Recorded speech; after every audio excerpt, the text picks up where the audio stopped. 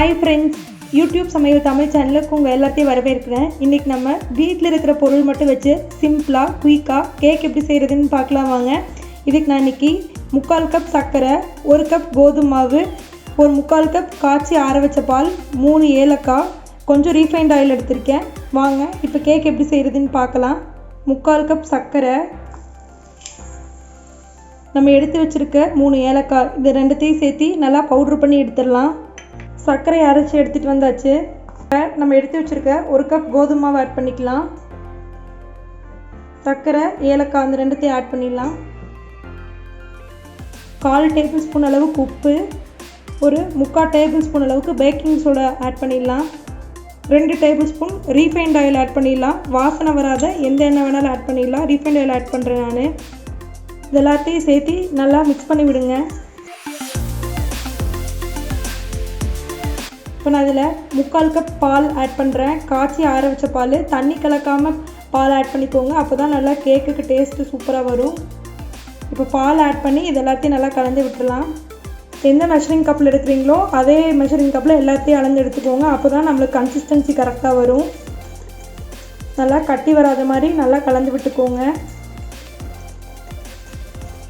இப்போ மாவை நல்லா கலந்து எடுத்துக்கிட்டாச்சு பாருங்கள். நான் 3 டம்ளரில் எண்ணெய் ஃபுல்லாக அப்ளை பண்ணி எடுத்திருக்கேன் பாருங்கள்.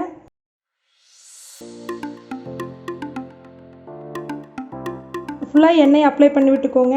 இப்போ கோதுமாவை லைட்டாக இப்படி தூவி விட்டுக்கோங்க, டம்ளரில் ஃபுல்லாக படுற மாதிரி. நிறையா இருந்துச்சுன்னா தட்டி விட்டுருங்க. அப்போ தான் கேக் நமக்கு நல்லா ஒட்டாமல் வரும். இப்போ நம்ம கலந்து வச்ச மாவை இதில் ஊற்றிடலாம். ஒரு 3/4 டம்ளர் அளவுக்கு மட்டும் ஊற்றுனீங்கன்னா போதும், ஏன்னா கேக் நல்லா உப்பி வரும். ஸோ ஒரு 3/4 டம்ளர் அளவுக்கு மட்டும் ஊற்றிக்கோங்க.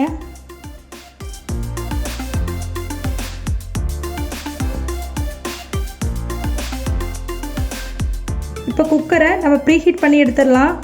கேஸ்கெட் விசில் எதுவுமே போடாமல் ஒரு 5 மினிட்ஸ் ப்ரீஹீட் பண்ணி எடுத்துக்கோங்க. நமக்கு இப்போ ஒரு 5 மினிட்ஸ் ஆயிடுச்சு. நம்ம இப்போ இதை ஓப்பன் பண்ணலாம். குக்கர் நல்லா ப்ரீஹீட் ஆகிருக்கு.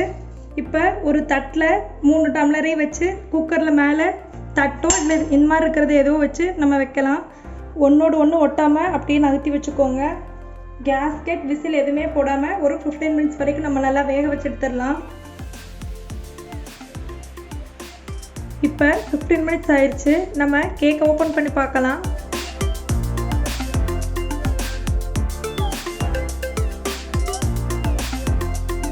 பாருங்கள், கேக் நல்லா உப்பி வந்திருக்கு, நல்லா வெந்துருச்சு பாருங்கள். கொஞ்சம் கூட ஒட்டவே இல்லை. இதையை இப்போ நம்ம எடுத்து ஆற வச்சிடலாம். இப்போ நம்ம இதை நல்லா ஆறட்டும். ஆறுனதுக்கப்புறம் எடுத்து பார்க்கலாம். நம்மளோட கேக் நல்லா ஒட்டாமல் ரெடியாகி வந்திருக்கு பாருங்கள்.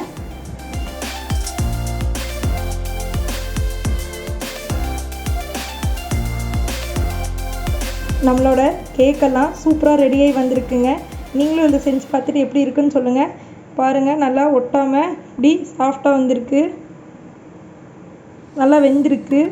நீங்களும் உங்கள் வீட்டில் இந்த கேக் எப்படி இருக்குன்னு செஞ்சு பார்த்துட்டு சொல்லுங்கள். மறக்காமல் யூடியூப் சமையல் தமிழ் சேனலை லைக் பண்ணுங்கள், ஷேர் பண்ணுங்கள், சப்ஸ்கிரைப் பண்ணிடுங்க. அனைவருக்கும் நன்றி.